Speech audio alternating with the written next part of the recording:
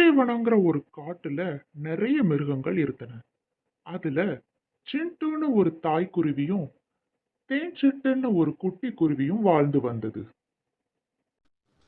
அடடா, என் தங்க மயிலே, என் தேன் சிட்டே, நைட்டு ஒழுங்கா தூங்கலையாடா கண்ணா?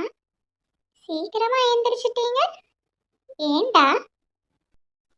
அட ஆமாமா, நைட் எல்லாம் ஒழுங்காவே தூங்கல.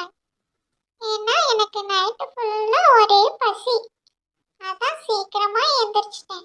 ஏதாவது சாப்பிடலான்னு.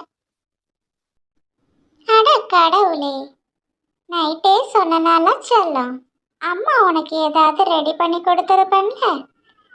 சரி, இங்கேயே அமைதியா இரு. அம்மா உனக்கு சாப்பிட ஏதாவது கொண்டு வருவேன். சரியா? சரிம்மா, நான் இங்கேயே அமைதியா எங்கேயும் போகாம இருக்கேன்.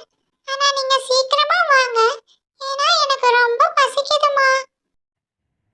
சிண்டு தேன்சிட்டுக்கு உணவு கொடுப்பதற்காக பல மலைகள் பல ஆறுகளை கடந்து சென்றது. சாப்பாடு தேடி நான் போறேன், தேஞ்சிட்ட கடவுள் பார்த்துப்பாங்க. சாப்பாடு தேடி நான் போறேன், தேஞ்சிட்ட கடவுள் பார்த்துப்பாங்க. சாப்பாடு தேடி ஏஹே. அம்மா போய் ரொம்ப நேரம் ஆச்சு. அவங்க இன்னும் வரலையே. எங்க போனாங்கன்னு வேற தெரியலையே.